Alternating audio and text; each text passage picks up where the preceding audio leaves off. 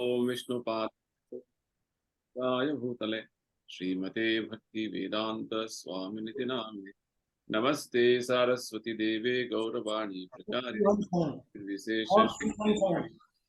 देशतारिणे जय श्री कृष्ण चैतन्य प्रभु नित्यानंद श्री अद्वैत गदाधर श्रीवासदि गौर भक्त वृंद हरे कृष्ण कृष्ण कृष्ण हरे हरे हरे राम राम राम हरे हरे श्री श्री राधा वृंदावन चंद्र की जय श्री श्री निताई गौरंग की जय श्रील प्रभुपाद की जय जय गौर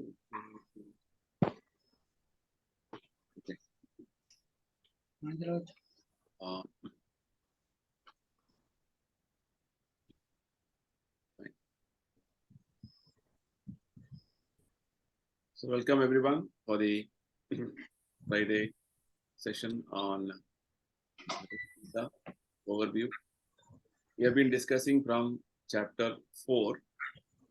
Before we continue our discussions, I would like to just give a brief on what all we have discussed so far up to verse number 13. So this chapter 4 is called transcendental knowledge. Transcendental knowledge. Hare Krishna. Somebody want to speak something? Okay, fine. So this chapter is giving transcendental knowledge. Transcendental meaning it is not of any of this mundane world, any knowledge of this mundane world, material knowledge. Transcendental knowledge about our real existence as spirit souls, and transcendental knowledge concerning Lord Krishna, his abode, and how to return to his abode is what this whole chapter is going to talk to us. So the beginning of this chapter, Krishna gave us the history of when this knowledge was delivered to this material world. Some millions of years ago, Sun God was instructed by Lord Krishna himself. Sun God in the present times is known as Vivaswan. And Vivaswan in turn gave this knowledge to his son, Manu. Manu spoke to his son, Ikshvaku, who happened to be one of the forefathers in the dynasty where Lord Ramachandra was born. So like this, the whole human society received this knowledge in what is known as the royal disciplic succession. Evam parampara praptam rajarshi viduhu.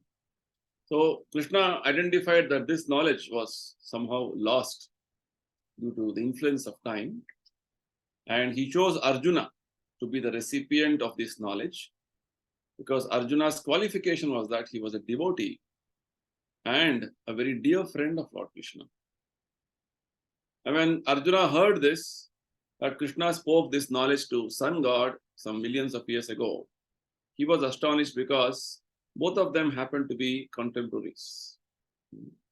They were cousin brothers in one sense. So Arjuna, on behalf of all of us, he asked this question with regard to Krishna, how can I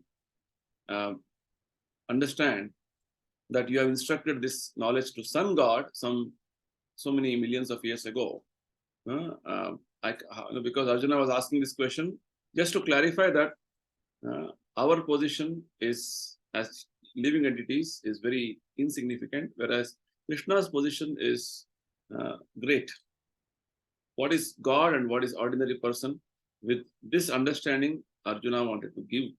Rather, Arjuna wanted through Krishna to be given to everybody. So Arjuna asked this question. So, because the atheists defy God's existence, God's powers, all these things. So in order to clarify these points, Arjuna asked this question, and in response, Krishna started revealing the transcendental truths about his existence. First thing Krishna mentioned is that Krishna does not forget like us. He is all knowledgeable. He remembers everything. He appears in many incarnations every now and then, and everything whatever Krishna does, he remembers. Later on, we also will hear also in the 7th chapter that Krishna remembers past, present, and future. He is complete. He's having complete knowledge, right? Abhignaha, this is the word used in Bhagavatam. He's having complete knowledge, full knowledge. This is Krishna. Whereas in our case, we are small living entities who are subject to the influence of material laws, material nature, and we forget. That is our nature. Further, Krishna mentions that when he comes down, he doesn't change his spiritual nature. He comes as he is. This is known as avatara. Avatara means Lord descends from the spiritual world to material world in his own spiritual potency by his own sweet will. Right? That is called incarnation. And these incarnations are very much mentioned in the scriptures. When they appear, why they appear, what is the specific functions, all these are very in detail explained in various scriptures like Bhagavatam and other authentic standard scriptures. So nobody can simply claim that I am an incarnation or I'm just, I am very powerful or I am manufactured or I am voted to become an incarnation. Nobody can that way claim. So Krishna very clearly mentioned that when he descends with the same spiritual potencies, and he always maintains his position as the Lord of every living entity. And Krishna also gives very general description about his incarnations, that he comes in every millennium of a millennium, mainly for three purposes: to re-establish the principles of religion, and to protect his devotees, and to vanquish the demons. These are three main reasons why Krishna comes. So just understanding these aspects of Krishna's transcendental nature, Krishna says, is going to actually liberate us. Krishna gives a very wonderful statement, makes a wonderful statement that just knowing these aspects of Krishna's transcendental aspects, that he comes as avatara in his own spiritual potencies, spiritual body, and he keeps appearing every now and then. He comes to deliver devotees. He comes to, rather vanquish the demons. All these aspects and the wonderful knowledge Krishna is revealing in Bhagavad Gita, just knowing them is going to qualify us to stop our cycle of birth and death. Right? Such a wonderful revelation Krishna is making of transcendental knowledge. So to come to this stage of understanding Krishna, knowing Krishna, requires from the living entities to become purified. Right now, they are contaminated by material consciousness. Their consciousness is polluted. It's just like rainwater. When it is falling from the sky, it is very pure and distilled water. But once it touches the ground, it becomes muddy. Right? It becomes contaminated. Likewise, our consciousness is actually pure in the spiritual existence. But when we came in touch with material nature, why and how is a question which will be answered later by Krishna. But we can just understand right now that we are in touch with material nature because of contact with material nature. Our consciousness is polluted. Polluted consciousness basically means that we think I am independent. I don't have any connection with Krishna. I can live a life of complete enjoyment in this material world. Forgotten Krishna. That is called polluted consciousness. Forgetfulness of Krishna is polluted consciousness. So to come to the original state of our pure consciousness is what Krishna is recommending in 10th verse of this chapter, that you have to purify your consciousness. Right? Vita, Raga, Bhaya, Krodha. We have so many attachments to this material world. Because of attachments, we have developed. Once your attachments are not getting fulfilled, desires are not getting fulfilled, you become angry. You are fearful that you lose some things. Like this, many emotions we are going through in the material world, as though this is what everything is around us. And you come out of all these various material emotions, which Arjuna also was displaying on the battlefield. Now we think this is what life is, life of family, community, societies, everything. Beyond that, nothing is there. Like this, we go on. And this life is just a, it's like a small bubble like in the mind world, where in the mind world, a small bubble it is. Anytime it will burst. But this drama like life, what we are living, going to end anytime. Right? Like this, Krishna is telling, unless you come out of this different role plays we are playing in this material world and understand my real role play is to be part and to be servant of Krishna. Unless then you'll be entangled. Prabhupada recommends that we have to follow the disciplines and regulative principles of devotional life as recommended by the acharyas. Then only you can come out of this conditioned life, what we are living now. Conditioned life of attachment, fear, anger, so many things. And purify ourselves.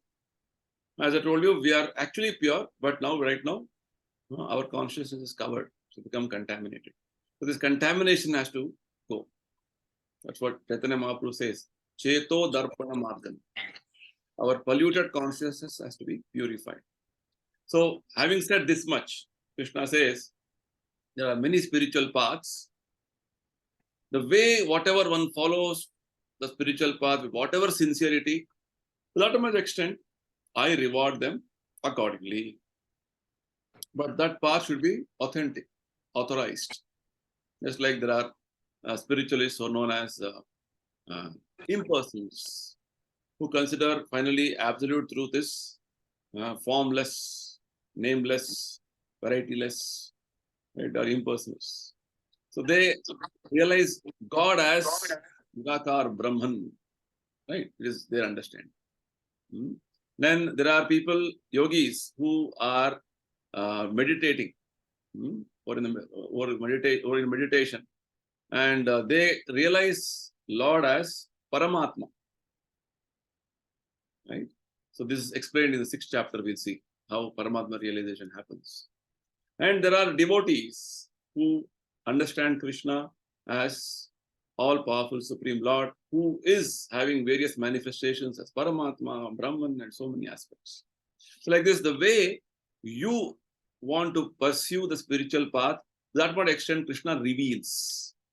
As you surrender, I reciprocate, Krishna mentions. Right? So, like this, Krishna explains the basic principles in the first 11 verses. Then we understood, in the material world right now, what is going on? There are people who are worshipping some devatas. Who are these devatas? Devatas are powerful administrators of the universal, arrangements appointed by Krishna. These devatas are also human beings. It's like we elect a few ministers amongst us and send them to Delhi or whatever state capital. They are one amongst us, but they are powerful. They are endowed with some special powers. Likewise, depending on the punya, piety of a living entity, Krishna elevates some entities, some humans, to become devatas, who will be administering different aspects of this whole universe, like the controllers of wind, controller of rain, water, sun, sunlight, moonlight. Like this, there are different devatas controlling this. So these devatas, whatever you hear, Indra, Chandra, Surya, they're all posts. They're not name of the person. Right? Different people can occupy different times these posts. So there are living entities in the material world, human beings, who worship the devatas for quick results. What about them is what we have to understand. Because Krishna just now mentioned, as you surrender, I reciprocate. But some people are surrendering to devatas. Why? Because they want some results for their enjoyment quickly. Kangshanta karmanam siddhim yajanta iha devata. Shipram hi manusya loke. Why do they worship devatas? Prabhupada explains, because people are rarely interested in Krishna consciousness or bhakti. They are mostly driven by material desires for sense enjoyment. Right? They want material enjoyment too much. So they want to enjoy world like this, like this. So there are many recommendations in the Vedas also. called Karma Kandiya recommendations, wherein you perform this yajna, this ritual, this sacrifice, then you will get this result, you will go to heavens. It's like Krishna mentioned in the second chapter, in verses 40 and 41. Right? He said that, uh, not 40, 41, it is 42, 43. He mentions, Yam imam pushpitam vacham pravadanti avipashchita. There are many flowery language in the Vedas, which is recommending people to follow some rituals, wherein it is recommended that, oh, you can do this, you'll go to heaven, you enjoy like that. You'll have, beautiful apsaras to enjoy. Like this, many recommendations are there. So because the same sense of enjoyment is there in the material world, so it will be driven, oh, better enjoyment, let me do that, let me go there. That's the point. So the Devata worshippers are condemned in Bhagavad Gita, but it's not that it is rejected. Because there are people of different grades, different categories. So Krishna is mentioning that category, which is actually people who worship devatas. Now we discussed also last time that yes, they are better than people who don't do anything, don't worship anything. At least they recognize that there are some authorities in this world. We have to satisfy them, we have to worship them. At least they are going towards that path. At least devata worship is in that way for people to at least recognize that, oh, just like Narada Muni, when he was asking his father Brahma, he was thinking Brahma is everything, but he was seeing that Brahma also was worshipping someone for his powers. So likewise, when people come to a good sense, then the devatas themselves will guide them further. Okay, you do this, worship Krishna, they'll be very happy. So this is the first recommendation, or the first point which Krishna mentioned. Later on, Krishna elaborates on a very important Vedic principle called Varnashrama Dharma. This is the system by which people have to align themselves in a proper way to move forward progressively. As Prabhupada says, this Varnashrama is meant to elevate man from the animal status to the human status through a systematic development of bhakti. So Krishna says this whole world is divided into 4 divisions, social divisions, and 4 spiritual divisions. Chatur Varanyam Maya Shrishtam. I only created this, Krishna says. And this creation is based on the Guna Karma Vibhagashan. Based on the different natures they have acquired from their previous lives, and the different karmas they are carrying in their previous lives, I divide the society into 4 divisions, 4 social divisions called Brahmana, Kshatriya, Vaishya, Shudra. They are not caste as we misunderstand in the present context. They are the natural divisions of people having different inclinations to do specific works because of their previous natures. Right? Whatever nature you have to do that way your activities. That's what Krishna mentions. So basically, Varnashrama is a very scientific division of society. In fact, this is present in every aspect of our working. Prabhupada gives example how even in a big industry or a establishment, there is a directors or managers top level. They are like intelligent class or equivalent to Brahmanas, and there are administrators next level. They are like Kshatriyas, and there are business people and other marketing people. They are called Vaishyas, and there are next category called the workers or the laborers, Shudra. So this division exists everywhere. Now, having said this much, next set of verses which we're going to discuss today, next set of 5 verses is all dependent on this verse. Chatur Varanyam Maya Shishtam Guna Karma Vibhagashan. Krishna very clearly says in the verse 13 that even though I created this, I don't come under these laws. That's what he says. I am beyond them. I am transcendental, Krishna says. He is not subject to any laws. Prabhupada very nicely says that the king is not subject to state laws. The British rule. King can do no wrong. Okay. So now next verse, we'll go to the 14th verse. Namam karmani limpanti name karma phale spriha iti mam yobhijanati karma bhir nasa badhyate. So Krishna is telling, there is no work that affects me, nor do I aspire for the fruits of action. One who understands this truth about me also does not become entangled in the fruitive reactions of work. Basically, Krishna is indirectly hinting through this verse that performance of devotion is the topmost. It is beyond even this Varnashrama system.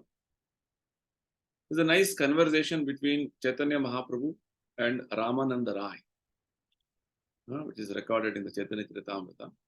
When Chaitanya Mahaprabhu was on his tour, South Indian tour, he happened to meet one nice devotee by name Ramananda Rai, who later became his constant associate. Right? This Ramananda Rai was actually Arjuna, his Krishna Leela, right? With Krishna, just like Chaitanya, Krishna is always with Arjuna. That so Arjuna, Krishna, in that way, very close associate of Chaitanya Mahaprabhu. So when Chaitanya Mahaprabhu visited, rather he was on his South Indian tour, he happened to meet Ramananda Rai. He was the governor of Madras province. Madras was a big province at the time.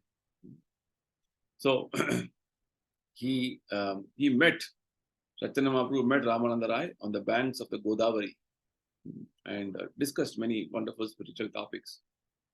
So that time, this topic of what is the purpose of human life, what is the goal of human life, and how to achieve it was the first question Chaitanya Mahaprabhu asked. Sadhya sadhana.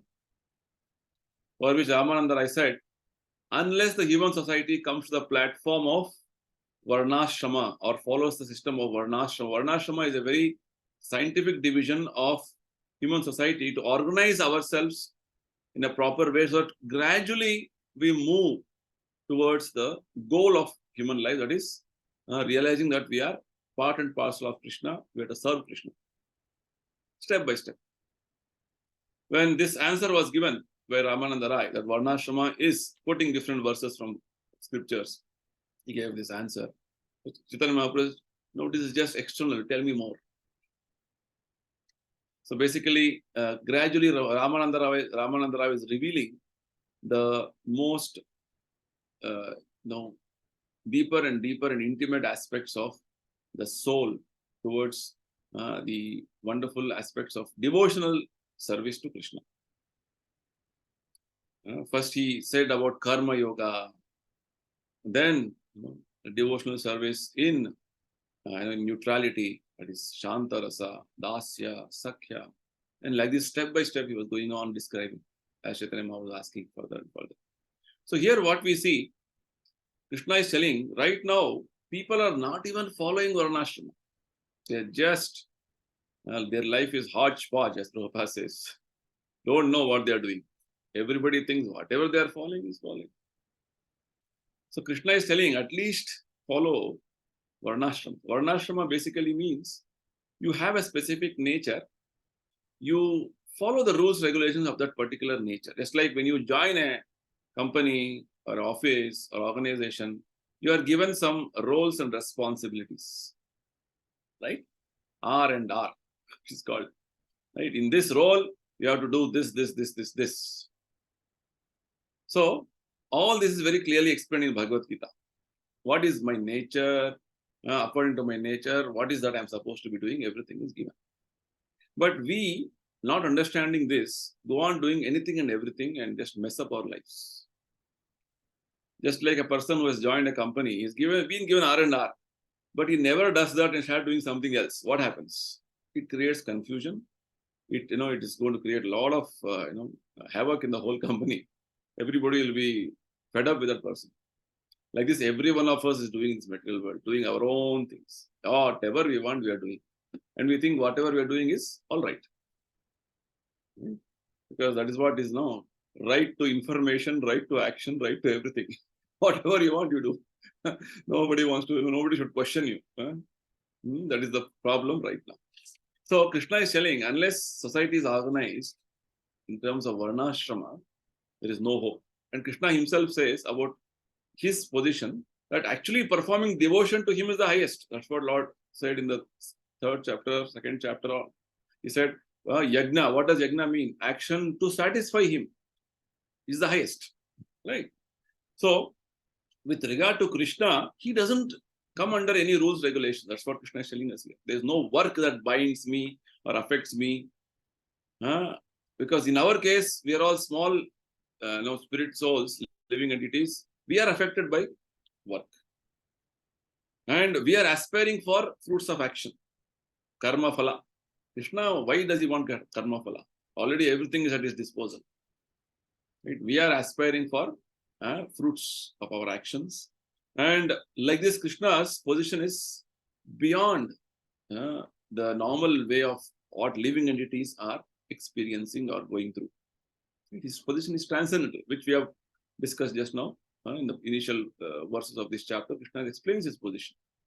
We should not misunderstand Krishna's position to be like any ordinary person. Krishna says, just understanding this, knowing this, that Krishna's position is not like any ordinary person. He is not bound by any karma or fruits of karma, karma phala. That itself, Krishna says, when you understand this truth about me, he also becomes free from karma. Just see. Right? This is what we are supposed to be doing. Actually, this is called action of bhakti. Bhakti activities makes us or brings us to this platform. We as spirit souls also are actually like this, but we are entangled now. We are doing so many things, getting one after the other action, reaction, we are getting entangled. Actually, in this next few verses, Krishna is going to explain about karma, vikarma, and all these very intricate aspects. Right? This is a very important section of Bhagavad Gita. So, Krishna's position is transcendental. Our position right now is conditional.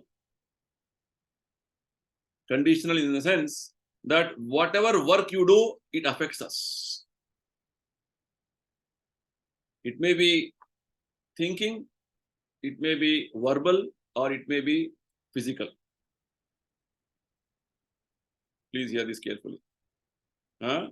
Thinking means manasa, verbal, spoken, vacha, and physical, kaya. So kaya, vacha, manasa. Right? All these actions we do with these three aspects.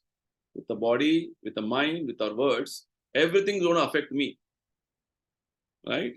What you speak will affect you. Or what somebody speaks on you or about you affects you. What you think affects you. What you do affects you. Like you eat, oh, yesterday was a nice feast. Eat nicely. Next day, you can't eat anything because, lose motion. So like this affects you. What to do? Whereas Krishna can eat whole Govardhana hill. Nothing happens to him. Very nice pastime is there in Chaitanya Mahaprabhu's Leela. When Chaitanya Mahaprabhu took sannyas, somehow he was tricked by Nityananda Prabhu to bring him to Mayapur instead of taking him to Vrindavan. Chaitanya Mahaprabhu wanted to go to Vrindavan, but Nityananda Prabhu tricked him and brought him to Mayapur, near Mayapur, Shantipur. That is Advaita Prabhu's place, Advaita Acharya's place. So then Chaitanya Mahaprabhu was very unhappy. What is Nityananda Prabhu? You are cheating me. You brought me to this place. Then very nice statement Advaita Acharya Prabhu said. Mahaprabhu, wherever you are there, that is Vrindavan. Right, wherever Lord is, that is Vrindavan. So that way, it's all pastimes.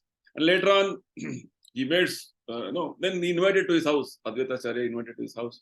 Please come, both of you lords, and have little prasadam. I made little, small, simple, rice, dal, sabji.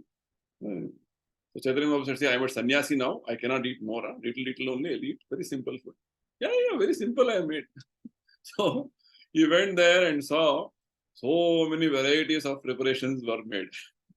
You can say, maybe 100 preparations were there, all stacked like, big, huge mountains. Sabjis in big.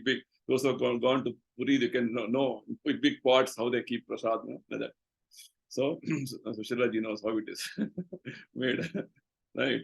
So like that, so many quantities are made. So Chaitanya Prabhu said, anyway, it is going to be offered to Krishna, fine, I'll take little quantity. So Chaitanya Mahaprabhu offered everything and then he sat in one corner.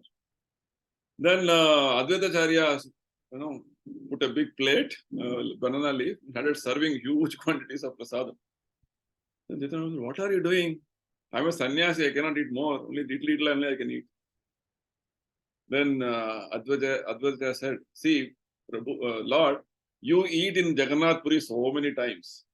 What is this small quantity of food for you? Started, making fun of him. And anyway, Lord accepted whatever he was offering him nicely.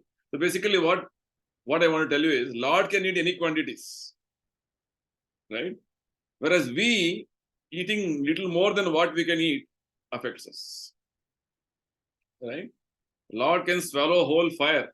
There was a big fire in Vrindavan somewhere when all the cowherd boys were grazing. Krishna consumed the whole fire. You simply touch the fire, it will burn you.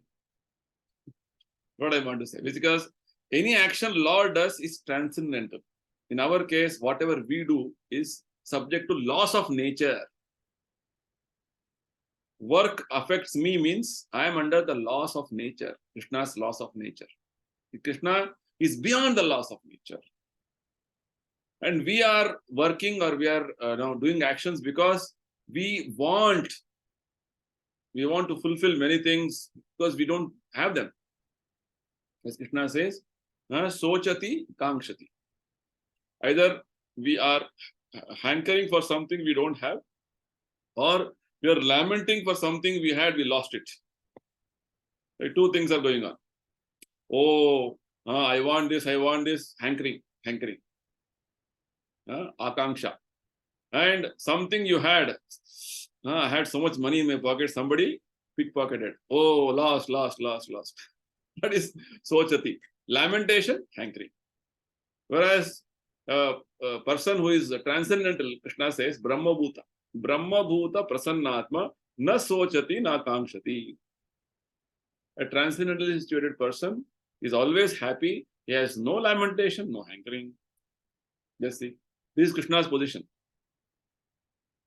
Krishna has created the whole world and left it to us. He went away. The spiritual world. We make our house and we sit in our house tightly. Nobody should take this house. Right? But time will come and separate you from the house. Take you away from the house. Give you some other body. Right? This is our situation. So we have to understand our situation of completely gripped under laws of nature. Krishna is beyond the laws of nature. Right? This is what Prabhupada explains here. When you understand Krishna's position like this in every aspect of his actions, of his wonderful activities in the material world when he descends, this is going to liberate you. Iti mam yo bhijanati. One who understands this, he also is not going to get affected. Which means when you become a devotee, that is the highest. Who will understand about Krishna? Only devotees can understand about Krishna. Right? So in this 14th verse, Krishna is explaining about pure devotional service, basically. One who is actually in pure devotional service, in Krishna consciousness, he is beyond any rules, regulations, and he is also like Krishna in terms of qualitative oneness. Right? Next verse, 15th verse, Krishna says, Evam ajñatva kritam karma purvair api mumukshubhihi kuru karmaiva tasmatvam purvataram kritam. All these discussions from verse 14 to 18 is based upon verse 13. Chaturvarnya. Right. So I gave you the background of how Krishna wants us to even transcend Chaturvarna. Prabhupada explains that. A man who transcends the limited knowledge of Brahmana reaches the knowledge of Krishna. Which means a person becomes Krishna conscious. He is beyond this Varnashrama also. Right? He's transcendental to all this Varnashrama also. Krishna wants us to become like that. But right now, we are in a conditional stage. In conditional stage, we have to follow some rules, regulations. That's what Krishna is telling here in verse 15. All the liberated souls in the past, mumukshubhihi, liberated souls, conditioned souls, two varieties are there. We are all conditioned souls. Conditioned means conditioned by laws of nature. Conditioned in a way that you are subject to birth, death, old age, disease. You are subject to many miseries in this material world, subject to various laws governing this material world, fully tight here. You can't do anything. Right? That is our situation. Whereas liberated soul means he is not under these material laws. Externally, it may look like he is like one among us, just like Prabhupada was moving around like one amongst us, but he is a liberated soul. Narad Muni, liberated soul. All pure devotees, Mahajanas, liberated souls. They descend, they come for specific purpose. And again, they go back to the spiritual world. Right? So, Krishna is telling Arjuna, you have to see the actions of these liberated souls, how they acted in ancient times. With this understanding, which understanding? Of the Varnashrama understanding. Varnashrama understanding is built upon the understanding that gradually, step by step, the human society is elevated to the level of Krishna consciousness, Bhakti Yoga, right? So gradually, the human society should be coming to this platform of becoming Krishna conscious and attain liberation. So, like the ancients did, Purvai, you should also perform your duty in divine consciousness. Very wonderful statement Krishna is making here to give us understanding that don't invent, don't manufacture new systems. Right? Things are already there in scriptures. Krishna is just repeating them again and again to make us understand. You just follow this. Right? Don't simply make something no. Oh, I've invented a new religion, new type of understanding. This is very wonderful. But what is that new thing you're going to do? Have you proved it that it is going to really be effective? That's why Prabhupada says, always Prabhupada used to say, Krishna consciousness is nothing new. It is Krishna's movement, which was again inaugurated by Chaitanya Mahaprabhu 500 years ago, and we are taking the same thing. It is a tradition which is going on from time immemorial. Not that nothing is new.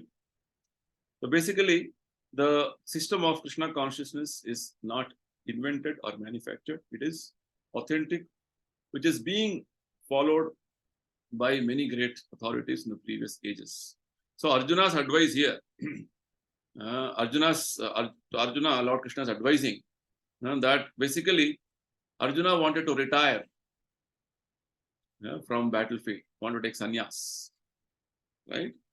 So Krishna is disapproving him and telling, you are a Kshatriya, you belong to Varnashrama system.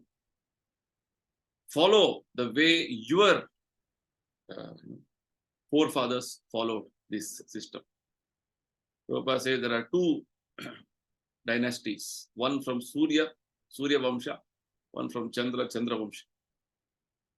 Lord Ramchandra appeared in Surya Vamsha and Lord Krishna appeared in Chandra Vamsha. This whole lineage of these two dynasties is explained vividly in detail in Bhagavatam. How these dynasties, the kings in the dynasties are all described very, very nicely. So basically, Krishna is hinting out to Arjuna that don't manufacture or concoct your own way of performing actions. Your action should be the way your ancients or your forefathers have done. By doing this, they've all attained perfection or liberation. Basically, Krishna is advising that like your forefathers, like sun god Vivasvan or Manu, all of them followed this Bhakti Yoga, Krishna consciousness. Bhakti Yoga means dedicating yourself to Krishna, following the footsteps of Krishna, and that way they have all attained perfection. You also become a nice student like this and follow what they have told, what they have followed. That's what Krishna is advising. So, which means Krishna is hinting out to Arjuna, don't take a back seat from performing your duties. You perform your duties of Kshatriya. See, every rhyme, the background of the first chapter is so important to understand this context here. Because many times we do so many things, or we invent so many things, we think something new we will do. But no, already there are established ways of actions, established ways to conduct ourselves. You just follow that. you have some legal problem, you have to consult a legal expert who knows the law, who knows the subject matter. You're diseased, you have to go to an expert physician. If you start inventing or concocting, oh, I'll do this, I will do that, you will not be getting a solution for it. That's what Krishna is advising Arjuna. Don't invent, don't manufacture, don't concoct any new system. Just follow the way your forefathers have followed. With what they have followed the path of Krishna consciousness. They followed this Varnashrama system strictly. As rulers, they've implemented this, they themselves followed this. The duties of a Kshatriya they are following. You also follow this. That's the point. So it means either in a beginning stage, advanced stage, thing is you have to follow. Very nice example we get in the life of Parikshit Maharaj. Parikshit Maharaj was a pure devotee. And in the last stage of his life, when he was already cursed by a Brahmana boy to die in 7 days, immediately he renounced all his kingdom and he sat on the bank of the Ganga for his last 7 days. He wanted to sit there and meditate on Krishna. When this news of Parikshit's renouncing the kingdom and sitting on the bank of the Ganga to prepare himself to leave the body, it went all over the universe. Different great personalities came from across the universe, great sages, great devotees. Everybody started coming to witness this wonderful event. But such a great devotee is going to depart from this world, the spiritual world. They all knew he's going to go to spiritual world. He's a Mahabhagavata. So when they came, Parikshit Maharaj very humbly submitted to them, welcoming them, and put this question: please tell me at this point of time, what do you suggest me to do? What is the best course of action for me? So in this context, Prabhupada comments, you may be very advanced, but following the authorized direction is always safe for you. Following the authority is always safe for you. So a devotee will never think that I have become authorized now or I have become very advanced now. He always want to take advice from his seniors, his superiors. The best and the safest way of moving forward in devotion. Always confirming our line of action with other senior Vaishnavas is good for us. Otherwise, our mind can concoct many things. It may justify telling that, oh, this is correct. No, what you're doing is correct. Go ahead. Very important. So in that way, we always in a devotee association, we confirm every action with regard to in our life, whether this is what Shastra say, this is what Guru says, this is what Acharya say. We confirm and move forward step by step. That's the point. This is what Krishna is hinting to Arjuna. Don't simply manufacture or concoct your own ways. You follow the authorities. Right? The way your forefathers have followed, you also follow. It's a very important principle. Next verse, Krishna is further telling, Kim karma kim akarmeti kavayopi atra mohitaha tatte karma pravakshami yajnatva mokshashe subhat. Krishna says, even the intelligent are bewildered in determining what is action and inaction. Now I shall explain to you what action is, knowing which you shall be liberated from all sins. See now, here when Krishna uses the word karma, akarma, this akarma has a different meaning. And we'll see one more meaning of akarma in the next verse. Okay, this akarma basically means not doing any action. Action, acting or not acting, what to act, what not to act. These aspects are very complicated subject matters. Again, reference of this verse is verse 13. In the Varnashrama, what to act, what not to act for every person is very clearly defined. I give the example of R&R of a person joining a company. Roles and responsibilities. Very clear. He has to be very clear about his roles and responsibilities. I think a sort of induction program is given to everybody for weeks or a few months before he actually resumes his work, or rather he starts his responsibilities. So like this, Krishna is telling to determine what is right action, what we should do, what we should not do, is so much, it is such a difficult subject matter that even the intelligent cannot determine. Why? Because it is such complicated subject matter. Krishna is telling, now I will explain to you, Arjuna, how you, by conducting yourself in a particular way, you can be liberated from all the sinful actions. Very nice, wonderful stories there in Bhagavatam. To determine what is action, what is inaction. The story is about how Yamaraj became Vidura. Very nice story there. Once, one sage, Manduka Muni, was arrested by few soldiers of a king because some other thieves were hiding in his ashram, running and hiding there. So along with the thieves, even the sage was arrested. And very severe punishment was declared by the administration. That all of them had to be killed, and especially killing in a way that they had to be at shula will be piercing through their abdomen, and it's going to kill them. Very sharp sort of a object is going to pierce their body. So when this was declared and all were being taken to the place where this was about to be executed, somehow the news went to the king that amongst these criminals is one sage also. Immediately the king came running and he started asking. He came and he realized sage is there, and he begged forgiveness from him. And he released the sage there from that place. Later on, when this sage, he was taken to Yamaraj. He went to Yamaloka. That time, the sage asked his questions to Yamaraj. See, in my whole life, I have not done anything impious or wrong action. Why I was supposed to be going through a very severe punishment like this of being pierced by a very sharp object from my abdomen?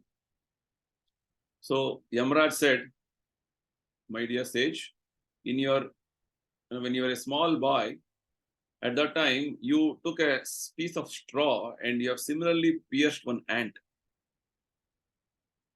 As a reaction to that, you have to suffer this action, reaction. That action you have done, so reaction is what you're supposed to experience. Then the sage said, Yamaraj, children are always innocent and ignorant. Their actions are excused. So you don't know how to give a judgment. You're unfit to sit in this place. I curse you. Next 100 years, you be born as a Shudra. That Yamaraj was born as Shudra, brother of Pandavas, as Vidura. So this story is mentioned in the Bhagavatam with regard to how every action is counted. How every action is so, we are all accountable for every action. Kim karma, kim akarmeti. What is right action? What is wrong action? In Mahabharata, if you see, everybody, especially Bhishma, is thinking 100 times before doing anything. What I should do, what I should not do. If I do this, what will happen? If I don't do this, what will happen? Oh, very complicated. Right? Now, if I satisfy my wife, my mother will be unhappy. If I satisfy my mother, my wife will be unhappy. Her parents will be unhappy. Like this, so many complications are there in every family. Right? If you satisfy one person in a company, other people next to him, they'll be unhappy. Oh, not easy to satisfy everybody in this world. Right? It's very complicated. Krishna is telling what to do, what not to do, how to do, all these things are very complicated way of functioning here. Because little here and there, you will be implicated. You also don't know how it is. Just like nowadays, especially in our, we have experience here. We have to go from our Vrindavan to Lucknow. There's a nice highway they have made. very smooth highway. You can reach Lucknow 400 kilometers in 3 hours or 4 hours actually. Very wonderful highway they have made. But initially we were all thrilled. Oh, so nice road. Within no time we can go to Lucknow.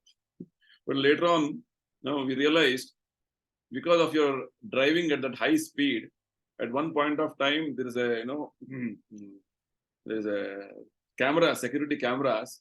They'll capture your vehicle number and vehicle photo, everything. And because you've driven so fast, a bill will come automatically in the in your system. Because of your fast, rash driving, a fine of 3,000 rupees you have to pay. What is this? Fast going and paying also. Yes, this is how it is. Because it's going to be unsafe. You may go fast, but it's unsafe to you as well as other passengers. So like this, so many things. For every action, there is a reaction. That's what it means. So this is what his verse is telling. What is action? What is inaction? These are all things which even great sages cannot determine. What is what is what. That's why Prabhupada recommends in this verse that what is the truth, what is the fact, can be given only by pure devotees. There's a nice statement in Mahabharata. It says, Tarko apratishta, Shutayo vibhinna. If you go on logically debating on any subject matter, just like we have sort of debates, Arnab's debate and that debate going on in the television shows, right? On high pitch, you'll be shouting, and somebody is they're shouting. Wow, finally, you can't hear anything, right? That's what, and people take a lot of thrill. Oh, what is doing? What is doing? Right? So like this, tarka. I am right. No, I am right. No, you are not right. I am partially right. You are finish. It gives some rasa, sort of enjoyment in that, participating in that. So that is called tarka.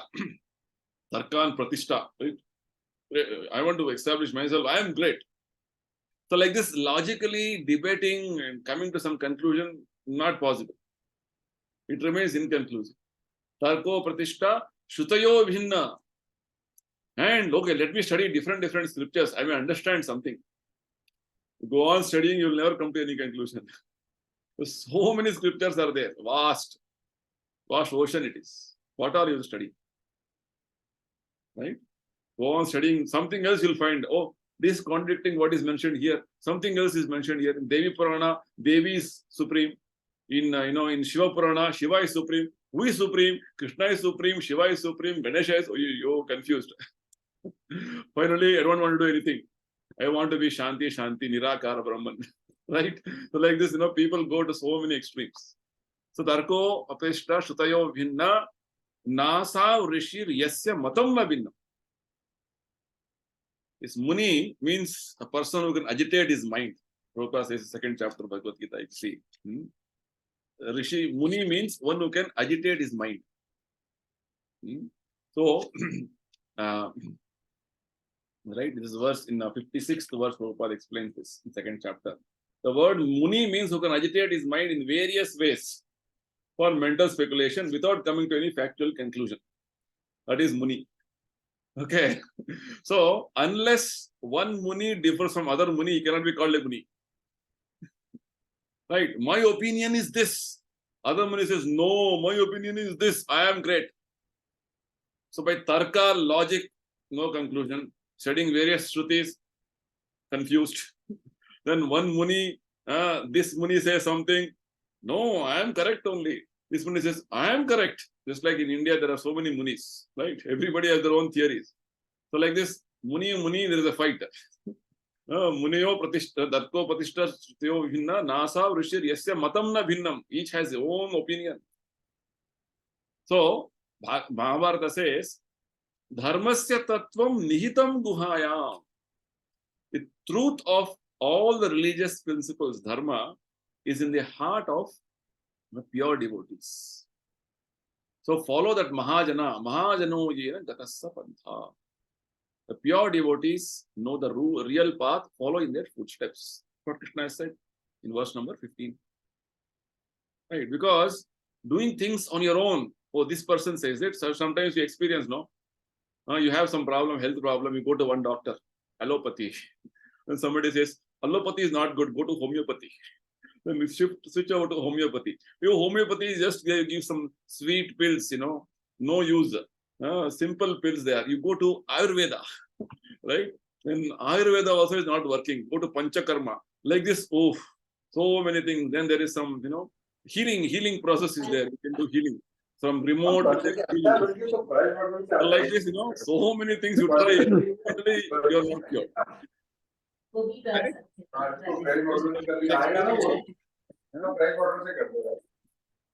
So like that, says, that Mahabharata says that what is the use of going on like this in circles? Better you consult great devotees. There are 12 Mahajanas mentioned in Bhagavad. Dvadasha Mahajan. Swayambhu, Narada, Shambhu, Kumaro, Kapilo, Manuhu. Right, like this. The Lord Brahma, Lord Shiva, Narada, 4 Kumaras, Kapila Muni, Bali Maharaj, Shukdev Goswami, Yamaraj, Janak Maharaj, like this Bhishma. There are 12 Mahajans. You have to follow them. That's what Krishna wants to say here in this verse. That don't simply speculate, don't simply do anything and everything. Follow the great Mahajans. Next verse number 17.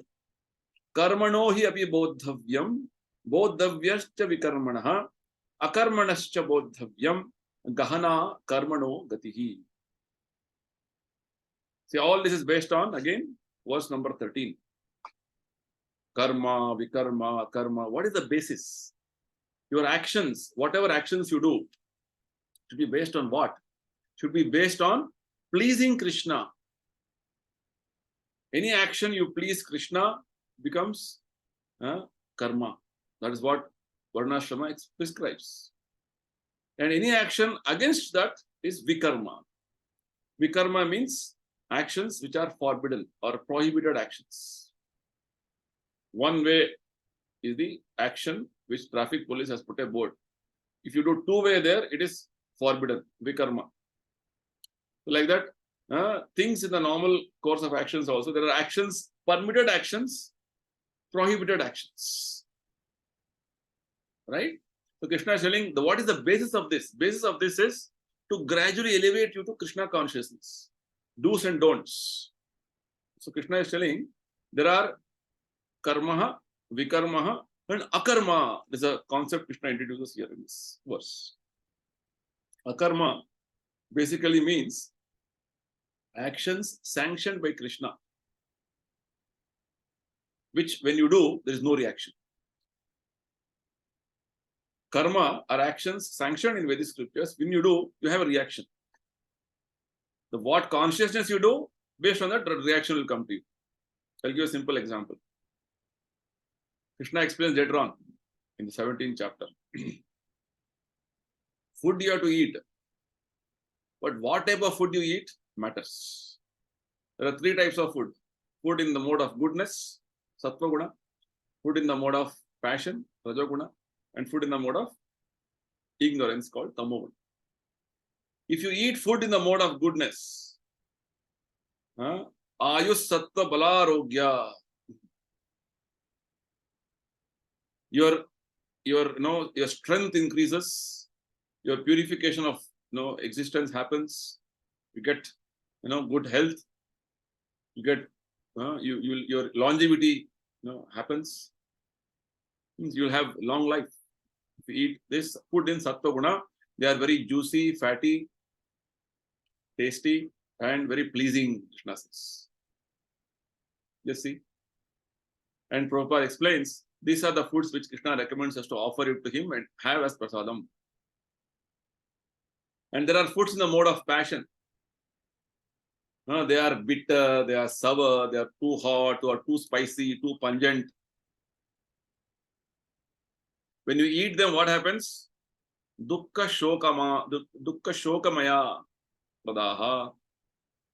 You'll be feeling miserable in the body, burning, and so much of distress and diseased. Is foods in the mode of passion. Right? And foods in the mode of ignorance. Any food which is cooked 3 hours and kept, and beyond that becomes stale, decomposed, putrid, and foods which are untouchable. Such foods like meat and other things people eat. It's mentioned that Bhagavad Gita mentions this is what ISO standard follows. In Akshaya Patra, we follow this. Foods which is more than 3 hours you cook and keep, bacteria start developing it. Krishna explained this in Bhagavad Gita. That is food in the mode of ignorance. Now people are keeping food in the fridge for, Prabhupada says, for millions of years in eating that. Just imagine, frozen food, ice, age-old food. How many millions of years somebody was killed and kept, and that you eat. How much more karma you're going to get? Like this. Krishna very clearly explains. Food, what you eat, action depends on, there's action, right? So what food you eat, that type of guna will be influenced. You can yourself determine, oh, I like very hot, spicy, masala food. Means you're eating food in the mode of rajo guna, passion. I like, stale, tasteless, very bad smell food, tamo guna. Right? Sometimes people like, very stale and so many foods like that. So it all depends on your nature. So what nature you have. But whatever nature you have, you should rise above those lower natures and come to spiritual nature. That is the understanding. So I'm giving this example to tell you how every action matters. And these actions cumulatively make your consciousness. And that consciousness determines your next life. That's what Krishna explains in 8th chapter. Whatever thought process you have, whatever consciousness you have at the time of death, that type of body you're going to get next. So which means the karmanaha, vikarmanaha is going to determine what is going to happen to you next life. So how much careful you should be. Krishna is telling, don't get entangled in this karma, vikarma. Perform just actions, what I am telling you. That is called akarma. Akarma in this context means actions as sanctioned by Krishna. Krishna is going to explain this in the whole Bhagavad Gita. Do this, do this, do this. Just do that. And Krishna says, no reaction. If you do vikarma, what happens? Rishabdev says, Nunam pramatta kurute vikarma yadindriya pritya prunoti. People who have become mad, they engage in sinful activities, prohibited activities, entangled so much for sense gratification that they are forced. This is going to happen. So we are the architects of our lives, future lives. What action we do, and all this should be based on a proper understanding, proper background. That's why this whole set of verses what we're discussing is based on 13th verse. Karma, vikarma, karma. Finally, Krishna is telling action, reaction. Again, okay, you go to higher planets and enjoy some. Again, you come back for some time. Again, come back. Going on, how much time? There's no like this. There's chance of again fall down. As Prabhupada says, 3rd chapter. Even on the royal roads, there is accident possible. Like that. Why you should take risk? Oh, one life I will enjoy. Next life I will do Krishna consciousness. Next life, where you'll be born, who knows? But you think as though everything is in your control. That is the problem. So Prabhupada says, finish Krishna consciousness in this life. Don't wait for next life. Okay, so we'll conclude with 18th verse, last verse. Karmani akarma ya pashed, akarmani cha karma yaha, sabuddhiman manusheshu sayukta krishna karma krit. It's a very wonderful verse. Later on, once after the session, you please go through this whole set of verses, especially this verse. It's a very cryptic verse. Krishna says, one who sees inaction in action and action in inaction is intelligent among men and is in the transcendental position, although engaged in all sorts of activities. This verse, Krishna directly tells you to perform bhakti.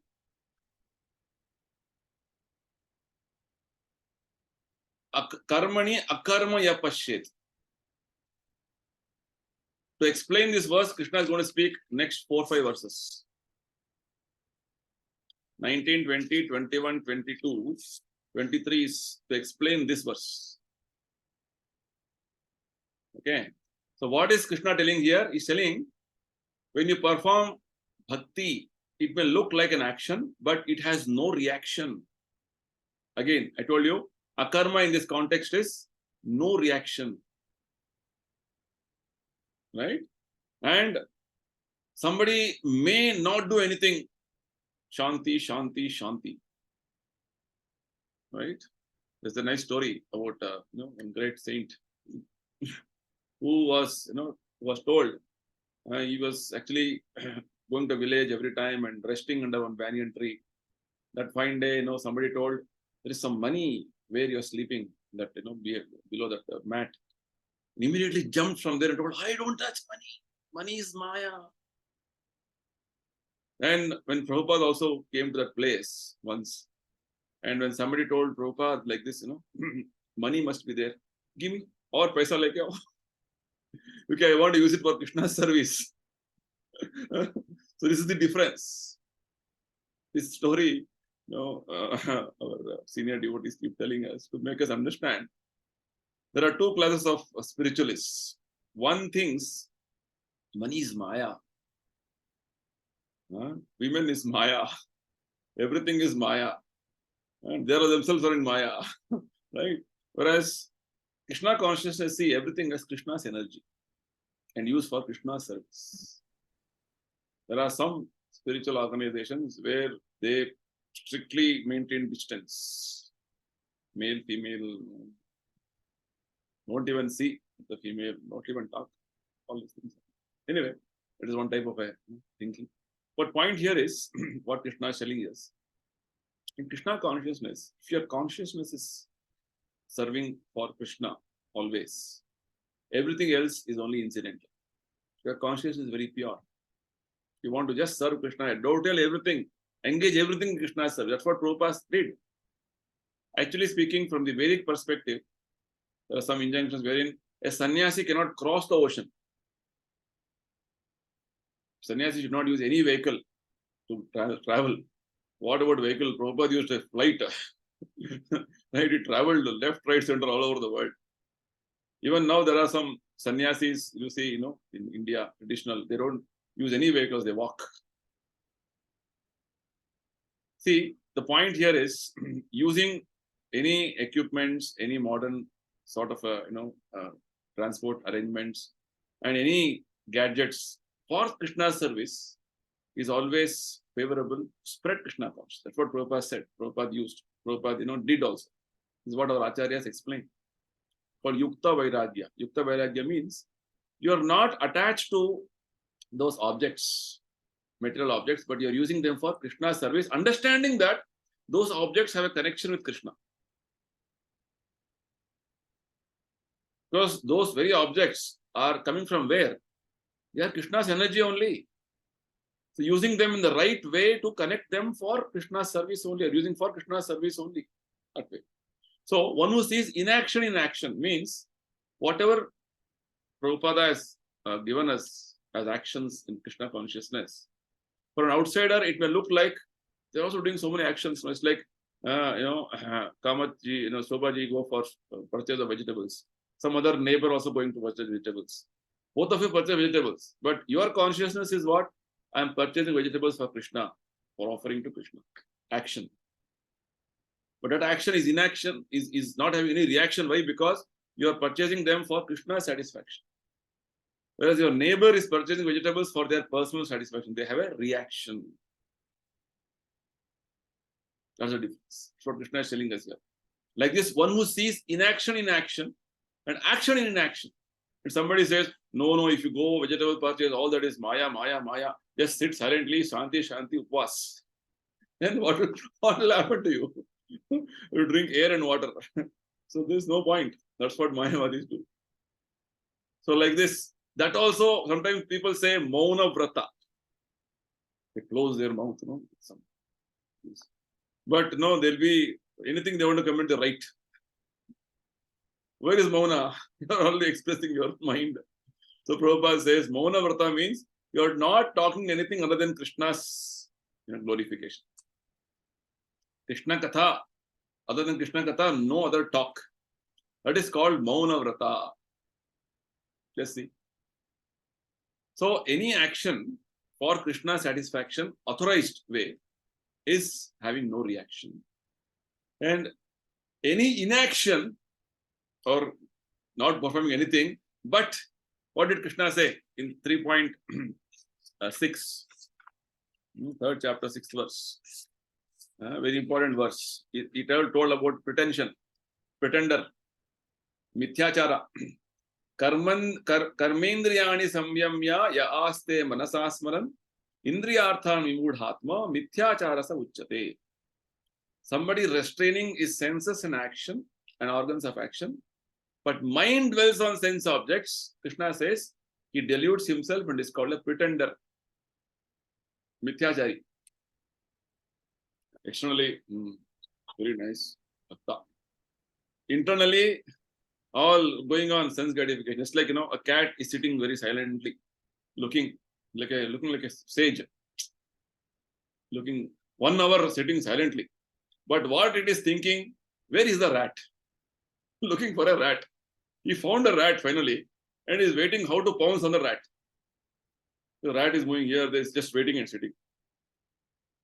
As though nothing is going to happen. One shot, you will pounce on it and you'll grab it. So this type of a meditation is of no use. Right? That's what Krishna is telling us. This inaction in action. They are working actually internally for sense gratification. That action is entangling. Such drishti or the vision is vision of a devotee. Transcendental position. He's in transcendental position. We'll discuss more on this in the next discussions. So I wanted to complete or rather cover these verses today. I've taken a little more time than normal time, but I just wanted to we complete this section. Okay. So I'll conclude here. Anybody has anything to ask, discuss, you can take a few questions, comments. I request all of you to read this section, very important. Gradually, you'll understand. They is so wonderfully Krishna explains. See, very Krishna, very clear. You follow this of path of Krishna consciousness, or you will be lost. That's what Krishna is telling in Bhagavad Gita. And you will be lost in other ways of entangling yourself into so many things. Follow the simple path of Krishna consciousness. Krishna is telling. So, okay. Any comments? Any? Nothing. No. Okay. So let's close now, and we'll continue our discussions next week again. Next week, mostly we'll see. Mostly it will be question and answer session because we'll be a little tired with Janmashtami and other things. But nevertheless, we'll try. Okay, thank you everybody. And I maybe excuse for the last minute some communication gap. Nevertheless, everybody participated. Thank you for that. Hare Krishna. Hare Krishna. Hare Krishna. Hare Krishna.